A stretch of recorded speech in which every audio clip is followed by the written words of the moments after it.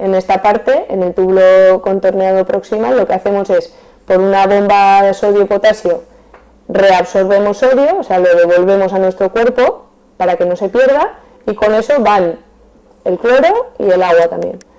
Entonces, al final de este segmento, el volumen de filtrado se reduce mucho, pero se mantiene isotónico respecto al plasma sanguíneo. Isotónico quiere decir que tienen la misma concentración.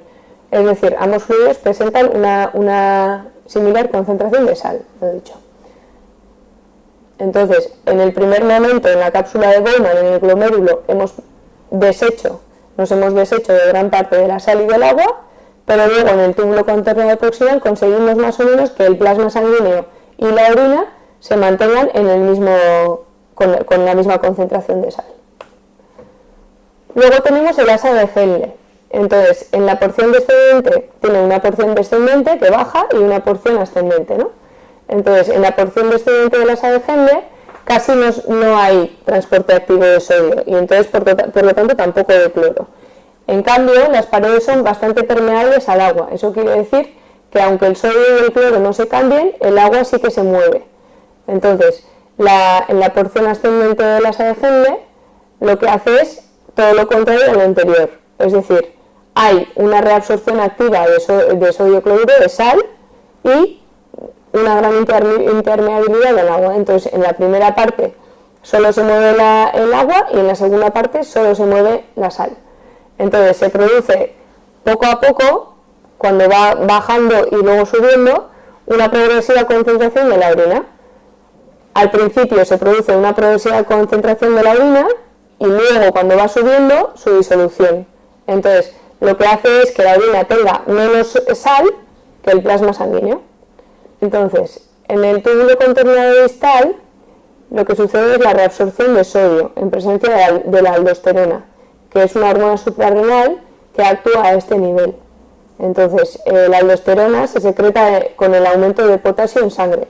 Cuando el potasio es muy tóxico para la sangre, bueno, para el cuerpo, no se puede tener por encima de sus niveles porque puede causar una arritmia cardíaca mortal. Entonces es muy sensible y la aldosterona se secreta con el aumento de potasio en sangre.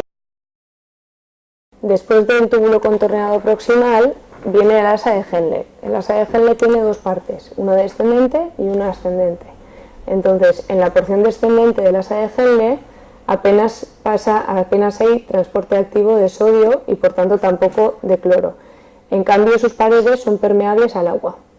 En cambio, en la porción ascendente del asa de Henle presenta características contrapuestas de la anterior, es decir, hay una activa reabsorción de sal y gran impermeabilidad al agua. Entonces, lo que pasa es que en la primera porción se excreta agua y en la segunda porción se reabsorbe sodio. Quiere decir que cada vez en la orina habrá más agua y menos sal, y así hacemos que la orina contenga menos sal que el plasma sanguíneo. Y luego tenemos el túbulo contorneado distal. Entonces, aquí solo sucede la reabsorción de sodio, en presencia además de la aldosterona, que es una hormona suprarrenal que se secreta con el aumento de potasio en sangre y con la disminución del volumen plasmático, y hace que se active la eliminación de potasio y absorción de sodio y agua gracias a la bomba de sodio-potasio. O sea, al final lo que hace es activa la bomba sodio-potasio. Los niveles de potasio en plasma tienen que estar muy bien delimitados, porque un aumento, aunque no sea muy grande, de potasio en sangre puede causar una arritmia cardíaca que puede ser mortal. Entonces la aldosterona es una hormona que es muy sensible al aumento de potasio o a la disminución del volumen plasmático. Entonces, luego tenemos el conducto colector, que en el conducto colector, si el cuerpo precisa agua, se secreta la hormona antidiurética, que hace que se abran los poros en el túbulo colector y gracias a la salinidad de la médula renal se reabsorbe agua. Entonces, como hemos dicho antes, en el asa de Henle, la sal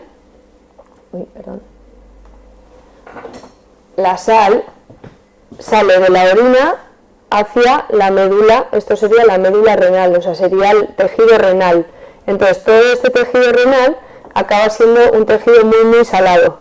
Entonces, cuando en el túbulo, cuando en el conducto colector se abren los poros, gracias a la hormona antidiurética, se abren los poros, entonces lo que pasa es que por la presión osmótica, o sea, por la concentración de la sal, como es mucho mayor en la médula renal, el agua lo que hace es salir y entonces orinamos mucho menos, orinamos mucho más concentrado, más amarillo.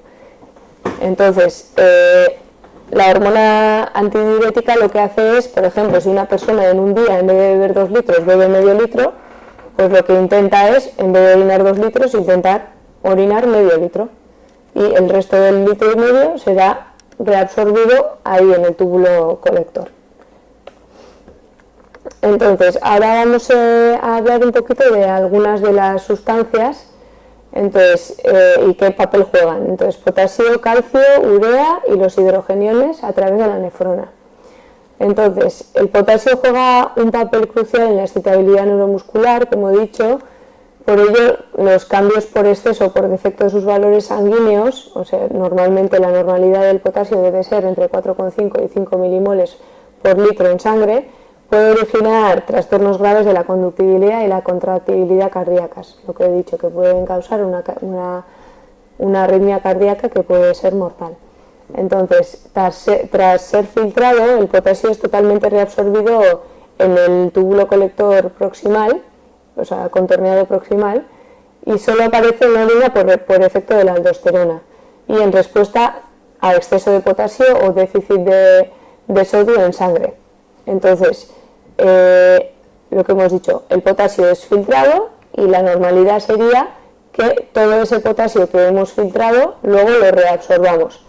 Solo en momentos, por ejemplo, cuando tenemos un déficit, o sea, un exceso de potasio en sangre que actúa la aldosterona o en un exceso o un déficit de sodio, entonces sí que reabsorberíamos, o sea, que dejaríamos parte del potasio en la orina, pero si no, la normalidad es que todo el potasio se reabsorba.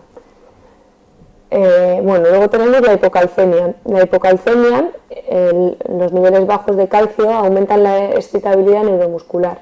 Entonces, el calcio tras filtrarse en el globéulo es reabsorbido pasivamente en todo lo largo del túbulo renal, a excepción del segmento contorneado distal, donde su reabsorción ocurre en presencia de la paratormona. Si la paratormona se activa, entonces sí que ocurre la reabsorción del calcio en el túbulo contorneado distal, si no, no.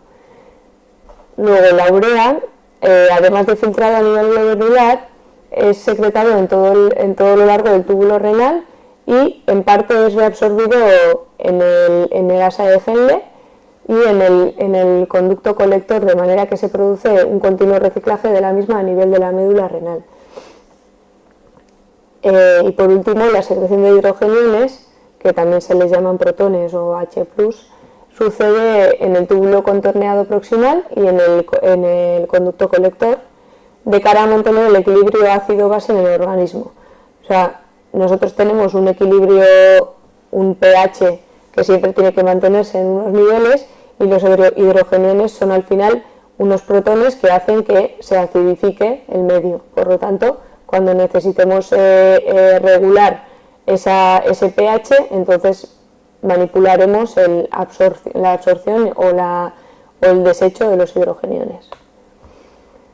Entonces, otras funciones que tienen los riñones segregan sustancias reguladoras como la renina, la eritropoyetina y la forma activa de la vitamina D. La renina es una sustancia segregada por el aparato yuxtaglomerular. El aparato yuxtaglomerular es un aparato que hay en el túbulo contorneado distal y participa en el sistema renina-angiotensina-aldosterona, que contribuye al equilibrio osmótico del organismo. El aparato yuxtaglomerular lo que hace es ver un poquito el contenido de la orina y, aparte, no solo eso, sino también regula la presión que pueda tener la arteriola renal, aumentando o disminuyendo la presión según la filtración. Pues si disminuye mucho la filtración, lo que hace es aumentar la presión para que aumente también el filtrado. y si en cambio el filtrado es demasiado grande, lo que hace es disminuir la presión para que el filtrado se regule. Entonces, luego tenemos la eritropoyetina o la EPO, que es segregada por las células medulares del riñón y actúa sobre la médula ósea estimulando la maduración y proliferación de los glóbulos rojos, que es lo que se suelen inyectar pues, los ciclistas y para doparse, para que aumente el número de glóbulos rojos y que puedan oxigenarse mejor. Y luego está la forma activa de la vitamina D, que estimula la absorción activa de calcio a nivel intestinal y favorece la actividad del aparato hormonal. Entonces, vamos a hablar ahora de la micción. La micción es el vaciado vesical que permite la evacuación de la orina. Entonces, cuando el volumen de orina en la vejiga supera los 350 mililitros más o menos, se desencadena el reflejo de la micción, que es un arco reflejo. Entonces, cuando hay un aumento de la presión, que se capta por los presorreceptores que tienen las paredes de la vejiga, lo que hace es activar una señal que va al centro de la micción, que se encuentra en el sacro, entre S2 y S3, y a su vez activa la contracción del músculo detrusor y la relajación del esfínter interno, que son fibras. Este circuito está formado por fibras parasimpáticas. Entonces, al mismo tiempo, el centro de la micción lo que hace es inhibir las motoneuronas somáticas y el centro concentro en la corteza cerebral, que inervan el esfínter externo, que es de control voluntario. Por lo tanto, tenemos dos esfínteres, uno interno y uno externo, igual que en el ano, que el interno es involuntario y el externo es voluntario. Podemos aguantar la orina o no. Normalmente sí. Entonces, ahora vamos a hablar un poquito del equilibrio osmótico o hidroeléctrico. ¿Qué es el equilibrio osmótico hidroeléctrico? Es el equilibrio de las sustancias que tenemos dentro de la sangre. Entonces, el cuerpo humano está formado por el 60%, su 60% del peso es agua, está formado por agua. Entonces, este agua se puede dividir en diferentes compartimentos, digamos. Tenemos dentro de este agua la mayor parte del agua, que sería líquido intracelular, que es líquido que está dentro de las células, que sería más o menos el 40% del peso, y luego está el líquido extracelular, que es el líquido que estaría fuera de las células, que es más o menos el 20% del peso. Entonces, dentro de este líquido extracelular tendríamos también dos compartimentos. Uno, que es el líquido intersticial, que estaría entre los vasos y las células, y entre las células, y luego está el plasma o el líquido intravascular, que es el que tendríamos dentro de las arterias y las venas, que sería el 25% dentro del líquido extracelular. Entonces, la composición del plasma, de este líquido, es distinto si es del líquido extracelular o si está intra o extracelular, son composiciones distintas. Más o menos suele tener 300 milimoles de concentración. Entonces, tenemos el líquido extracelular y el líquido intracelular. El extracelular más o menos tiene un pH de 7,4, mientras el intracelular tiene más o menos un pH de 7,1. Es más ácido el intracelular que el extracelular. Entonces, el extracelular, que es lo que nosotros, por ejemplo, miramos en una analítica, que sería parte del que está intravascular, ¿no? Entonces, en una analítica los valores normales serían estos, que sería, no habría electrolitos, tendríamos, la mayor parte sería sodio, que sería entre 135 y 145, luego tendríamos potasio, calcio, magnesio, cloro,